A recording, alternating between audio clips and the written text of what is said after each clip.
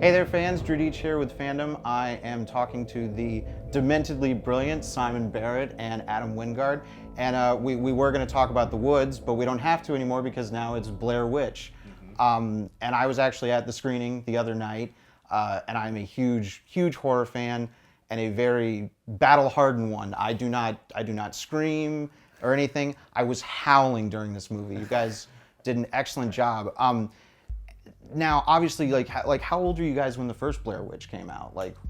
I was last year in high school or something, so like 16 or 17, I think. And I'm older than Adam. I was in my last year of film school. I was in college. I think I was a junior in college when it came out. So I saw it in film school, and you know, and actually when I first heard about it, people were like telling me that it was real and stuff, and I saw it and I was like, well, that, it's not real. Well, something I noticed about you guys' movies, I mean, like You're Next and The Guest, I'm huge fans of, and something you guys do, and obviously this is a big deal with Blair Witch, is you seem very interested in mystery and like bringing like a mystery back to horror. Is it because, do you feel that that's something that's kind of missing in a lot of horror films these days, or like what's your fascination with that? Well, the interesting thing for us is that I think that in many ways this is actually our first horror movie. I mean, we're known as genre filmmakers, we're known as horror filmmakers, but everything we've done has been kind of these meta breakdowns and like mostly comedic, and so we've never really set out and just tried to make something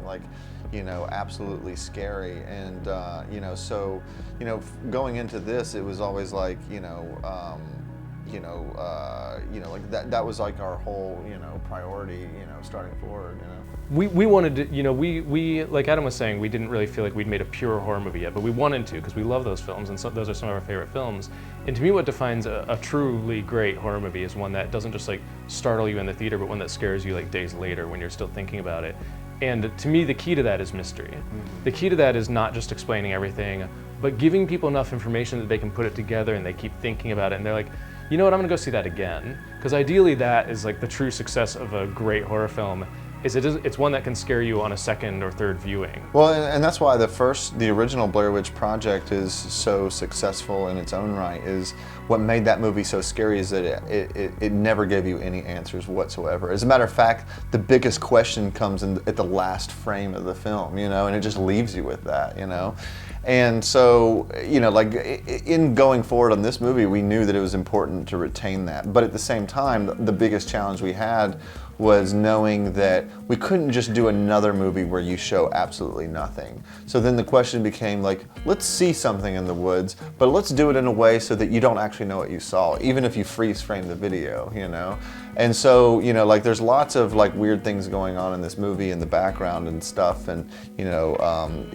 but our thought on it was that a real success of this film is going to be people talking about it and trying to figure out their own theories on it after they see it, because that's kind of the fun of it, And that was the fun I had of watching the first film, going online, researching it, seeing what other people were saying, seeing what theories they had, Very exciting, and so with this one, we wanted that kind of feeling where maybe 4 people saw something in the woods, but the 5th friend who went didn't see it, and the rest of the friends are trying to explain to him, but maybe he saw something else at a different point that they saw.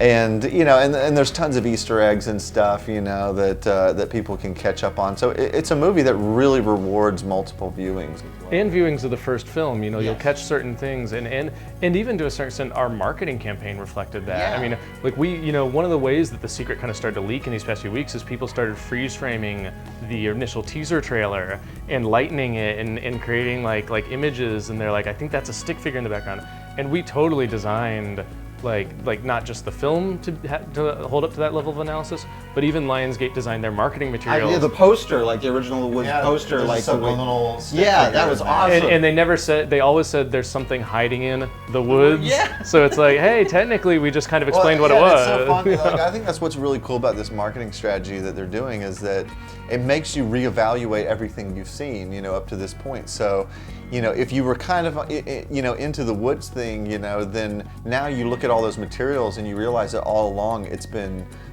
teasing you, and there's subliminal, things in there giving you clues about it, and and so I think it's fun for audiences to try to it just makes it more of kind of interactive experience, you know, in a way that's not forced at all. It's very organic to the film. It's not like we're just doing it to do it. It's like it's in spirit with the movie, and that's what really good marketing campaigns are. Thank you guys so much for being here. Blair Witch is out on September 16th. Guys, go see Blair Witch. This is absolutely like the horror event film of the year.